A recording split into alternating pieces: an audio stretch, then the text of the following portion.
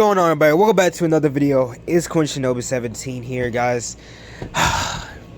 Yesterday I just walked out the theater for Fantastic Four First Steps, and today we are here to review it. So yes, you heard that right. Today we are going to be reviewing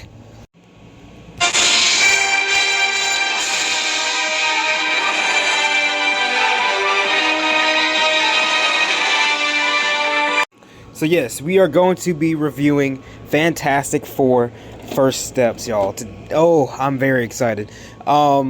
First of all, I just want to say, Marvel might listen. We've been saying it for a lot of movies now, but after Thunderbolts, after Daredevil, after this movie, I think Marvel might actually be back. I'm not gonna lie. I think it might actually be back. So, with that being said, let's get into it. But before we get into it, I just want to say, massive spoilers, man. Holy crap. Massive spoilers for this movie, because especially for the post-credit scene. Bro, let me tell you something. The post-credit scene for this movie is probably arguably the best post-credit scene as of recent time in Marvel. So I'm very hyped for Avengers Doomsday. So yeah, I know it's gonna be bro, I'm telling you. So yeah, spoilers for Fantastic Four First Steps. If you're still here, why are you still here? Please leave the video, pause it, save it, go to the theater, come back, and absolutely just rejoice and just feel everything about this movie, because this movie was actually fantastic. I'm not gonna lie, and I'm not trying to be funny about it. It was actually very good. So yeah, with that being said, let's get into it. So first off, I just want to talk about the aesthetic of the movie, because this movie was so visually stunning. I think this is probably one of the most visually stunning movies we've ever had, Marvel-wise, in a while. And I think they really nailed it with the aesthetic, with the visuals. I love the 60s feel for this film. I think they really did a good job with that. You know what I'm saying? Especially for how you look around all of New York and everything, how just the environment is for this film. I think they really did that very well, and it's very impressive how the set design was handled, because most of these scenes in this movie were practical and were on made sets, you know what I'm saying? So it's very nice how they handled this film, you know what I'm saying? I love the space scenes in this movie. I think we got some really good looks out of it, you know what I'm saying? Even though we were only in space for just a moment throughout the movie, but I still think they really did a good job with that as far as visuals go. Now, as far as the Fantastic Four themselves, I will say I love the cast. I really love the cast. I think Pedro Pascal did a very amazing job as Reed Richards, you know what I'm saying, Mr. Fantastic. You could hear when he talks, just the way he acts, he feels like Reed Richards, you know what I'm saying? He's just that one big brain dude in the team that just loves to do what he does, you know what I'm saying? And that plays a big part in the film. And I think everybody in the film had their part to play, you know what I'm saying? Especially Johnny, which I will definitely get into in a moment. But yeah, I really love the team's dynamic. I love how close they actually tried to make them feel as far as the family goes. And that's the other thing, the family dynamic and just the aspect of it is, I think, was really what shined in this film, so I don't know, man. It's so good, man. We actually got a good Fantastic Four film, you know what I'm saying? Not discarding the 2000s film. I enjoyed that one. I'm not gonna lie, I enjoyed that movie, you know what I'm saying, or those movies, but this movie right here is definitive, man. I really think they did a good job with it. And as of recently, as superhero movies are going right now, they skip their origin story. Because and I know, like, we barely seen the Fantastic Four a lot, but they still skip their origin story. But yet they still explain their origin story at the beginning of the movie. You know, there's like a little montage going around of the, I think it's called the Ted Gilbert Show. You know, or just the Gilbert Show. You know, saying he was talking about the Fantastic Four and how throughout 4 years they just been these very legendary heroes. You know, saying that came from space. You know what I'm saying? Well, they're not aliens, but, like, you know, they're astronauts. You know what I'm saying? They came back from space and then they just full on changed, and now they are heroes on the Earth. And keep in mind, this is on a different Earth. This is on Earth 828. You know what I'm saying? And the Fantastic Four are the only heroes on that Earth. You know, so that is very, very interesting. There's no other heroes to be found. You know what I'm saying? So I think that was actually very, very cool, you know, to actually make it their own standalone film without them referencing these characters here and these characters there. You know what I'm saying? It's their own thing, and I really, really like that.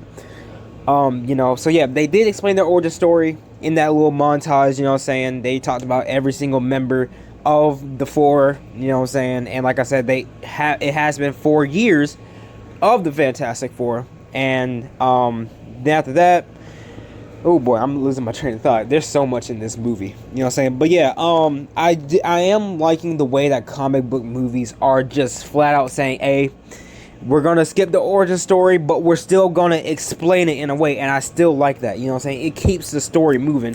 Like Batman. When the Batman came out in 2022, the Robert Pattinson movie, he full on skipped his origin story, you know what I'm saying? Because we already know Batman's origin story, because we've seen it countless times, like over and over and over, throughout movies, TV shows, comics, you know what I'm saying? Like, we've seen his origin story a bunch, you know what I'm saying? Same thing with Superman. You know, Superman, when that movie was coming out, James Gunn said, oh yeah, this movie's gonna jump straight into the action. There's no origin story.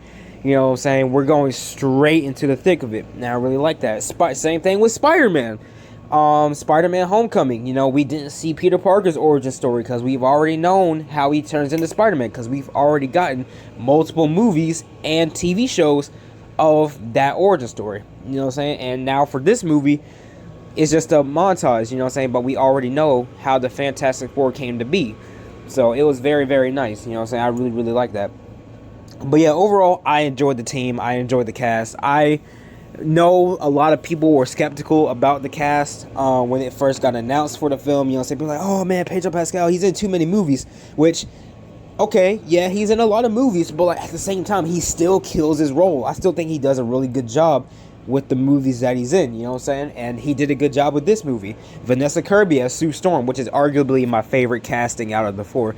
I think she did a really, really fantastic performance, especially when it came to her and Franklin, you know what I'm saying, and protecting him from Galactus, you know what I'm saying, which, bro, oh man, dude, I don't know, dude, let's talk real quick before we get back to the other four.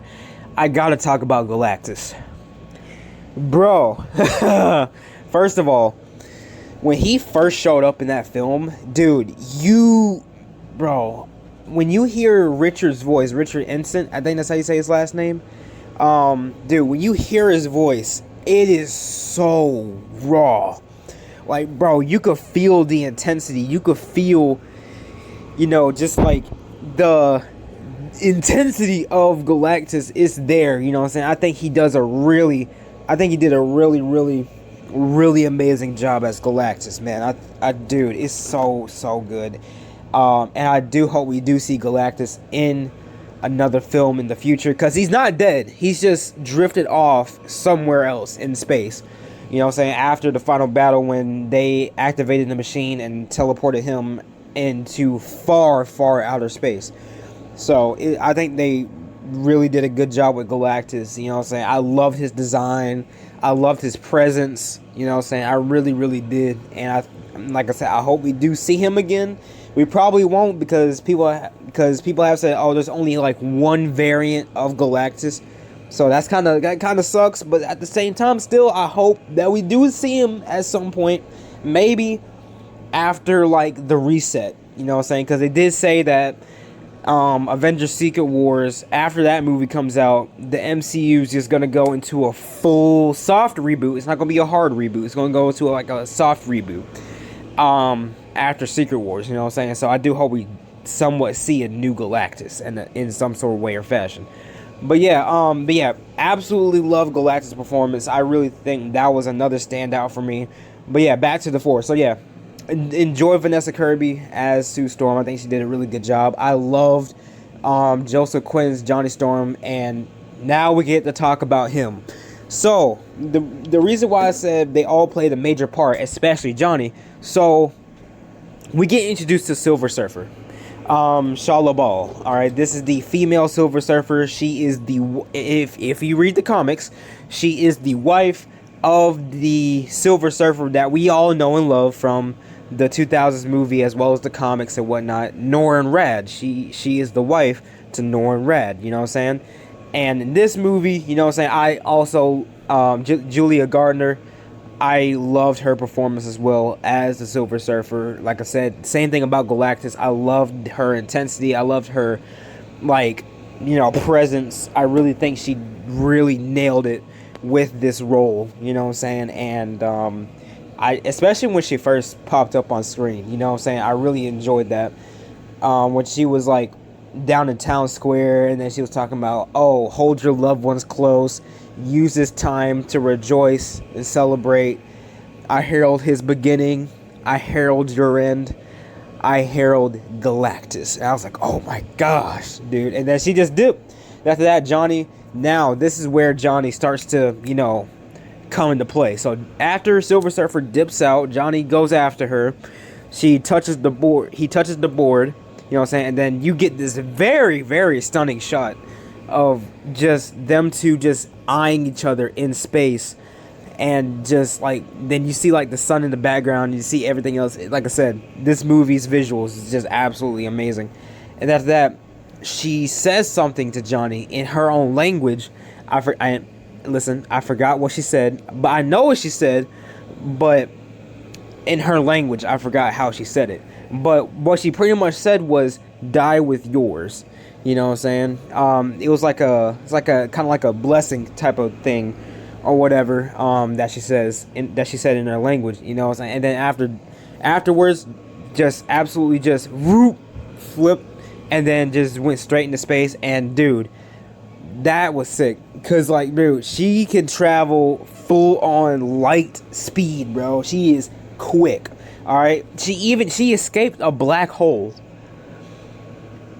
She literally escaped the black hole, and that scene was very, very cool too. I really, really enjoyed that whole chase sequence throughout space, and then the black hole sequence as well. All of that was just absolutely amazing. I enjoyed all the action in this movie. I think they really, really nailed it on the action. You know what I'm saying? Especially at the end with Galactus. I think they really, really did well. But yeah, so yeah, afterwards, Johnny goes back down, you know what I'm saying? He tries to tell them, oh, she told me something or whatnot. And, you know, everybody's like kind of like, okay, what did she say? You know what I'm saying? How did she say it? Was it nice? Was it kind? You know what I'm saying? And then, obviously, you know, they are just thinking, oh, yeah, that's your girlfriend, bro. You probably just have a crush on her. And I'm like, oh, my gosh. Because Johnny, you know, describes himself as like a ladies' man, you know what I'm saying? But, yeah, and he was obviously describing himself in third person. But yeah, afterwards Johnny does find like this like music disc or whatever, or recorder. He puts it in, he turns it on, and then he finds out that language in that was the same language that Shala Ball had spoke to Johnny in, you know what I'm saying? And then he puts it all together, and then he eventually learns her language and whatnot, and then he uses all that against her at the end of the movie, and then just makes her go off into space. You know what I'm saying? It was a very good scene. Like I said, I really enjoyed Johnny in this film. You know what I'm saying? And I love how in the 2000s one and this one, they made it like to where like he has like a like not a thing, but like he has to like be involved with Silver Surfer somehow just to keep up with him and her. So, but still, overall, like I said, I loved Johnny in this film. I think he played a really good part in this one, especially when it came to the very important stuff. You know what I'm saying? So yeah, next up, let's talk about Ben Grimm, the Thing. I enjoyed the Thing. You know what I'm saying? I really enjoyed him. You know, Ebon Mossbatch. Bashcratch? Is that how you say his last name? Correct me if I'm wrong. I'm obviously probably wrong, but still. Enjoyed his performance as the Thing. You know what I'm saying? I really love his dynamic with the whole family. He's kind of like that chill uncle in a way. You know what I'm saying? Especially his relationship with Johnny. Because, like, dude, I really love how, like, their relationship in this movie is like just a brotherhood. They're just being bros, you know what I'm saying? So I really enjoyed that a lot, you know what I'm saying? Especially when Johnny tries to get Ben to say the Thing, which obviously is clobbering time, but you know the Thing just shrugs it off and says it's only in the cartoon, man. It's only in the cartoon. It is what it is with that. You know what I'm saying? I really like how he actually did eventually say it though. But still, enjoyed his performance as well. But yeah, man, let's see. Oh, the music, of course, dude. The music, Michael Giacchino, bro, amazing music, you know what I'm saying? Amazing music. If you love, like, orchestra music and whatnot, just movie score music in general, bro, I highly recommend listening to this. But I will say, even though this music was good, I still really enjoyed Superman's music score a lot more. I'm sorry. Like, like I said, I like this one's music score. I like Fantastic Four's music score, but Superman's, bro, oh man, that one got me tearing up. But still, I really enjoyed the music score for this movie nonetheless though. So, but yeah, now let's talk about Franklin Richards. So, yes, Franklin Richards, arguably, well, not arguably, he is one of, if not the most powerful characters in Marvel. And it's so crazy because, dude, they're introducing so many powerhouses in the MCU as of now. Like, it's crazy. Like, dude, we just got introduced to Sentry, who is literally Marvel Superman, and he's a lot powerful, which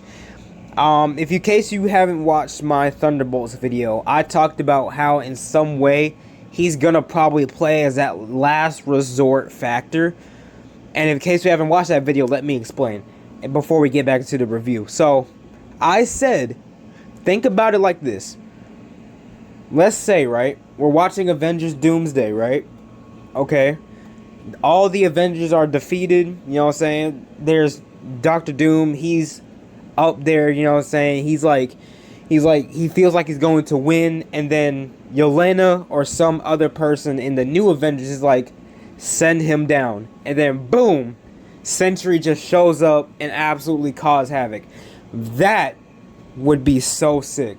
I would actually lose my mind. But still, you know what I'm saying? I think that's how that's gonna play. Now, back to Franklin Richards.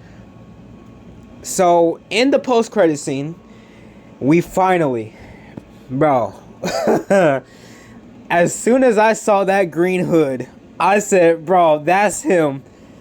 We finally got Doctor Doom on screen. He's finally in the MCU. Thank you. So, in case y'all didn't know, the Russo brothers actually directed the post-credit scene for the Fantastic Four. So, obviously, this is going to be something involving Doomsday. Of course, obviously having the big bad in there, the post-credit scene, to set him up for the next film. Because the next few films coming out next year is going to be Spider-Man and Avengers Doomsday. And then I think that might be it for movies. But yeah, still, I have a theory. And I heard this theory on TikTok. So in the post-credit scene, we don't see Doctor Doom's face. All we see is his hood and his mask. But obviously, Doctor Doom is being played by RDJ. So I heard this theory on TikTok. They said Franklin might be touching his face because in the comics, Victor Von Doom has like scars all over his face. So this might be Franklin healing Doctor Doom's scars. Or, and this is the or, alright, I also heard, they said, or this might be Franklin changing his face to look like Tony Stark. And that's why they casted him as, that's why they casted Robert Downey Jr. as Victor Von Doom. I was like, okay. Because they did say that Doctor Doom's story is going to have some sort of relation in some form of fashion with Tony Stark. So I don't know how it's going to work, but we'll see. But that's a good theory, bro. I'm not going to lie. Because, like I said, Franklin Richards is an absolutely powerful character. He created an entire pocket universe under his bed sheets. In case y'all know the comic panel that I'm talking about, you know exactly what I'm talking about. He created an entire universe as a child as well. He like that's actually mad insane. He also brought his mother back to life as a baby. Bro, that's incredible. Like, dude, it's insane, man. Like I said, Marvel is introducing a lot of like powerful characters. Like I said, we got Sentry, we got Franklin. In case y'all haven't watched Secret Invasion, we got like a Super Skrull who has powers of a lot of different Avengers as well. Who else we got? There's another character. I forgot the name. But they had introduced another powerful character. I forgot who it was. Well, no. Oh, how can I forget? Ironheart, Mephisto. We got Mephisto as well in the MCU. That was insane. I don't know why I didn't do an Ironheart review, but still, yeah, we got Mephisto in the MCU, which I think is going to play a big role as well in the MCU as well. In case y'all read the comics, you know how involved Mephisto is with a lot of characters throughout the MCU, especially Ghost Rider, which I hope we do get introduced as well, please. But yeah, very, very nice to see Doctor Doom on screen. I was losing my absolute mind, bro. That is my favorite post-credit scene in any Marvel movie, bro. It's just like, it happened so quick. Like, the camera panned up, we saw the mask, and then boom, cut to black. And all it said was a Fantastic Four will return in Avengers Doomsday. I was like, oh my goodness gracious. Like, dude, it's so, man. But yeah, now we have to wait till December of 2026 to see Doom on screen, bro. Because Doomsday was supposed to come out in May next year, but they pushed it back to December, as well as Secret Wars to December. But still, it is what it is, man. But yeah, I think that might be, well, yeah, that might be it for this video, man. Like I said, I don't like keeping these reviews way too long. You know what I'm saying? I need to make a Discord chat. You know what I'm saying? I need to make like a Quinn Shinobi Discord chat. You know what I'm saying? So that we could talk about these movies and TV shows as they come out. You know what I'm saying? Let me know if I should do that. But yeah, I hope you guys enjoyed this video. If you did, make sure to absolutely demolish that like button as well as that subscribe button. Don't forget to hit that notification bell for more movie reviews like this one. If you've seen Fantastic Four First Steps, what did y'all think of it? Did y'all like it? Did y'all not like it? You know what I'm saying? Who's y'all's favorite performance, character, whatever, out of the film? And what did y'all think of that post-credit scene, bro? Ooh! So yeah, and with that being said, Shinobi out.